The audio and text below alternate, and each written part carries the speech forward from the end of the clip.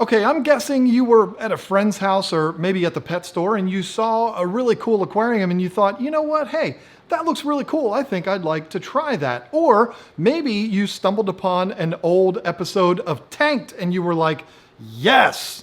Anyway, whatever it was that got you interested in this world of aquariums, you might be a little confused and not really know what to do. Well, don't worry, because that is exactly what this video is for. Hey folks, it's John with KeepFishKeeping.com, and this is a Dummies Guide to Aquariums.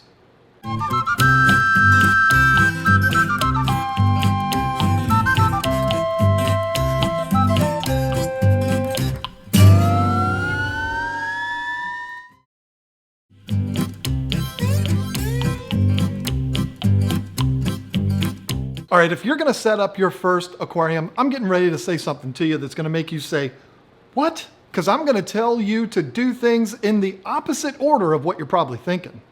Most people, when they go set up their first aquarium, they go and pick out their tank, get all of the equipment, and grab a bag of fish at the same time. Don't do that. Or they do the right thing and get the tank and equipment first, get it set up and running, and go back a little while later to pick out their fish. Well, I'm going to tell you don't do any of that. Well, not in that order, I mean. What I'm saying is I want you to do things in the reverse order. I want you to decide what kind of fish you want first and then make all of your other decisions from there. See, here's what happens. Someone decides they want an aquarium, so they go and buy a 10-gallon starter kit and bring it home and set it up. Once everything's ready to go, they go back to the pet store and pick out what kind of fish they want. See, this is where there's potential disaster, because this decision can lead to either a bunch of frustration or a bunch of tortured fish. So your 10-gallon tank is ready and you rush back to the pet store so excited to pick out your fish. You immediately see the angelfish and you're like, oh my God, that's the prettiest thing I've ever seen. I want 4 of those. And hopefully the employee at the store is responsible enough to ask you, well, what size tank will you be putting them in? I just set up a brand new 10-gallon tank. Oh, well, unfortunately, these fish get too big for a 10-gallon. Wait, what? This is the first taste of heartbreak in this hobby, and it could be even worse, because you can even say, okay, well, how about those green terrors? No, I'm sorry. Those fish get like a foot long. How about the Oscars? Nope. The Satvorums? I'm sorry. Well, what can I get? Let me take you over to the community section where we have some tetras and guppies and mollies. But no, I don't want those girly fish. I want something that's more substantial, something more manly. I'm sorry, sir. You should have thought about that before you bought a 10-gallon tank. And that, ladies and gentlemen, is a make or break moment in this hobby, because you could be like, well, you know what? I just love fish. I don't really care what they are. I'll just get anything that fits in my tank. Or this could be the first thing that sets you on the path of just completely losing interest in this hobby. If you'd made the decision first on what kind of fish you want, you could have avoided this altogether. My advice to you is go into the fish store or explore online and find the fish you want first. This way you can set up your tank to accommodate that fish rather than buying the tank first, then deciding what fish you want. There's 2 reasons why this is important. First is you get what you want and the fish gets what it needs. And the second is it prevents one of the most common issues in this hobby, which is fish getting way too big for their tank. So many people make the mistake of buying the wrong fish because they either don't know any better or because they say, I'll just put the fish in the tank for now, and when they get too big, I'll get them a bigger tank. This almost never works out the way you intend, and the one that suffers for it is the fish. Trust me, decide what type of fish you want first, and then you can just completely avoid all of this drama.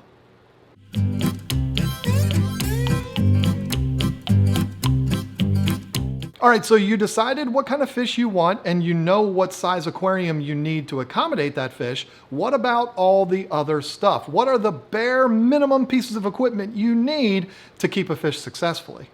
Well, the bare bone minimum is going to be the tank, a lid, a filter, and a heater.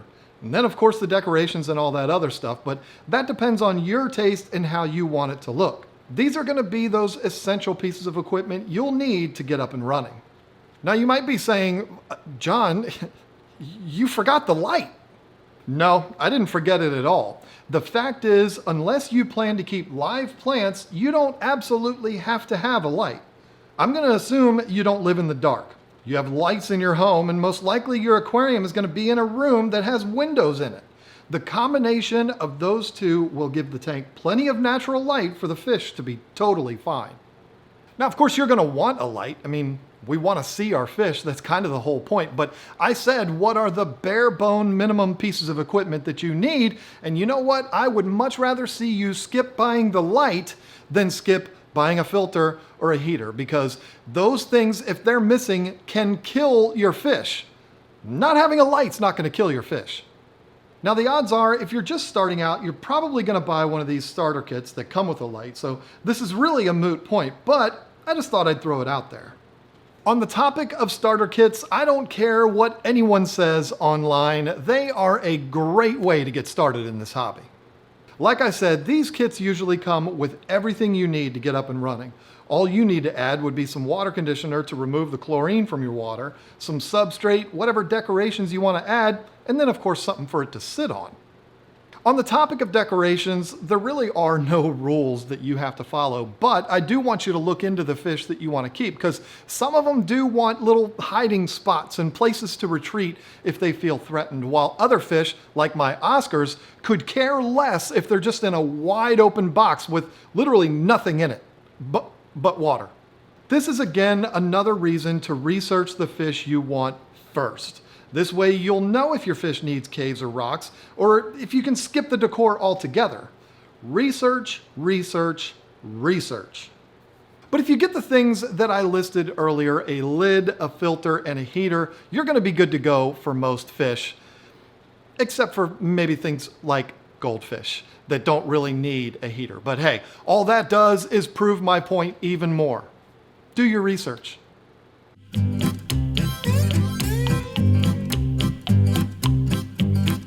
Hey folks, I wanted to jump in here real quick and tell you about something really cool that I have going on. My friend Drew from FishyBizzAquatics, he and his wife just had babies. That's right, 2 babies. They had twins not too long ago. He's been a little preoccupied with, that. So I said, you know what? Hey, I'm gonna help you out a little bit. I'm gonna make a video and put it on your channel the next day that you need to upload. So if you want to go over there and check that out, it was a lot of fun to do. I will put a card up here to that video. Go check it out. It'll be a lot of fun. Maybe leave in the comment section some congratulations to Drew and his wife. Anyway, back to the video. Where you put your aquarium can have a lot to do with your overall experience in this hobby. There's going to be some places in your home that are perfect, while others are just going to lead to a whole bunch of headaches. I want you to put some serious thought into this. First is the obvious. If you've decided to go all in on your first aquarium and get a 240 gallon, you might want to rethink your decision to put it up on your 3rd floor loft. My personal belief is if it's over 75 gallons, it really does need to be on a concrete surface like in your basement or really anywhere if your house is on a slab. Now listen, I understand that might sound like overkill, but you know what? Thousands of people are going to watch this. And if I'm lucky, hundreds of thousands of people are going to watch this. I can't just be telling people to put their 300-gallon aquarium up in their bedroom. I ain't getting sued. The next things to look at are air vents, windows, and doorways. If you put your aquarium right next to the main door of your house and you live in North Dakota or really anywhere else that's really cold in the winter, you're going to have a real issue on your hands, because every time someone opens that door, your aquarium is going to get a huge burst of freezing cold air. But the same can be said about windows. If you have an older house with real drafty windows and you put an aquarium right next to that, you're going to have a really difficult time keeping that thing warm. There's also the fact that excess light from the window can lead to some pretty serious algae problems.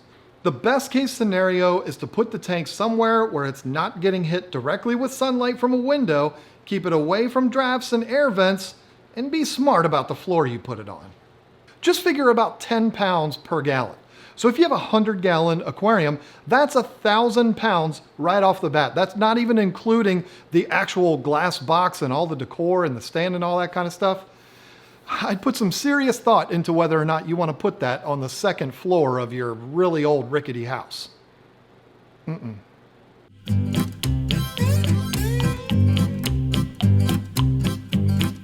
Oh wow, I can take it home, set everything up, and let it run for weeks with no fish in it? I love that. I think it's great that I can't put fish in right away. Those words have never been said by anyone. Listen, no one ever wants to hear this, but the sad reality is, if this is your first aquarium, this is really going to be your best strategy. Best for you, best for the fish, and best for your wallet. See, there's this thing called the nitrogen cycle that's the most fundamental thing you need to understand about keeping an aquarium. And it's something I want you to familiarize yourself with right now. I'm not playing. This is serious stuff. But I'm not going to go into detail about it in this video for two reasons. For one, it would take way too long. And for two, I just did a very detailed video about it 2 weeks ago. I'm going to give you a homework assignment to watch that video after this one.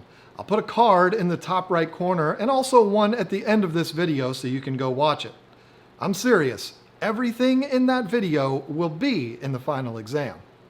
But in all seriousness, learning the nitrogen cycle is one of the first things that all fish keepers need to do if they want this hobby to be really fun and really enjoyable. If they want a bunch of headaches, then hey, just go for it, do whatever you want to do. But if you want to have fun with this and get all the joy out of this hobby that is there for the taking, you need to learn the nitrogen cycle. Just watch that video. Trust me, you'll be glad you did.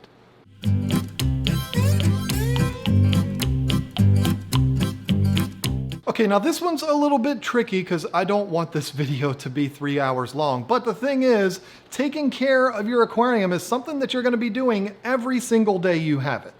You might not be actually doing any work to it, but every single day you're going to be looking at it and monitoring things, making sure that your equipment's running, and making sure your fish are happy.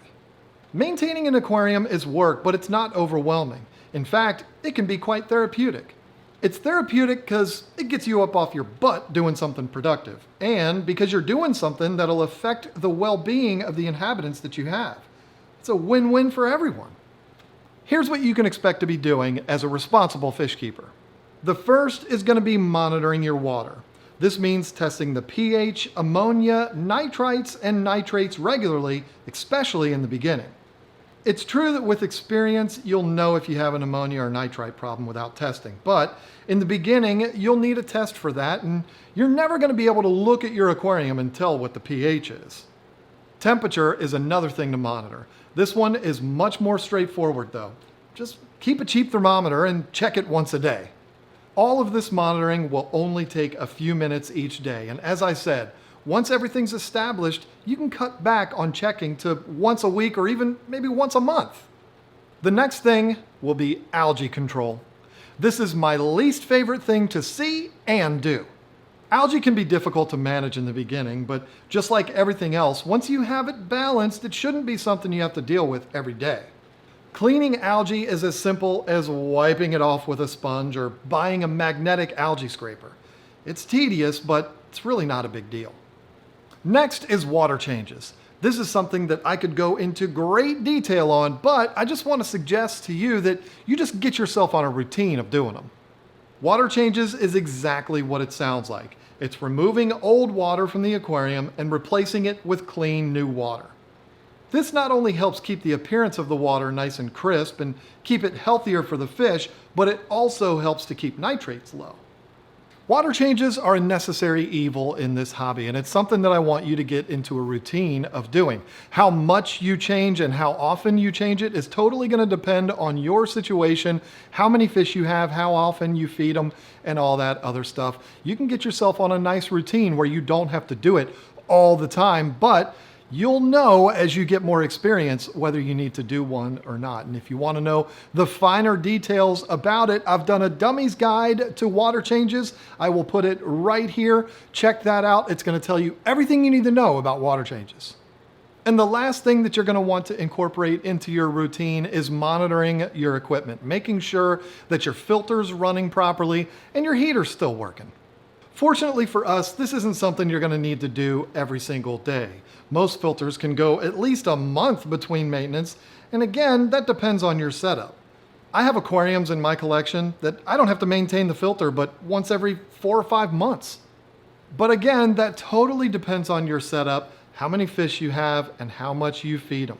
A 55-gallon tank with 3 angels in it that you feed once a day is going to have to be maintained a lot less than a 55 with 45 tetras in it that you feed 3 times a day. More means more. More fish means more food. More fish and more food means more maintenance. Unfortunately, there's no way of getting away from that. And I guess I should have said the last thing is feeding your fish. That's certainly not work in my opinion, because it's the best part of this hobby, but I suppose if you're one of those people that considers anything that gets you up off of your butt work, it needed to be said.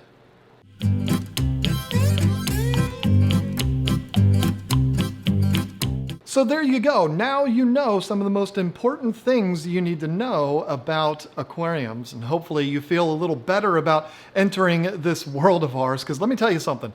I know people who have literally had their lives saved by this hobby, so you picked a good one.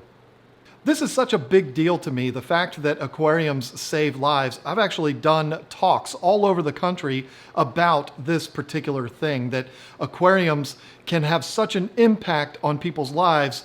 It's almost like a religion. I call my talks the religion of fish keeping, and I do those talks at the Aquashella aquarium festivals all over the country. If you haven't been to one of those yet, you really do need to look into them. They're a lot of fun. Come out there, see the talk, and say hi to us. Thank you so much for watching this video, and until I see you again, take care.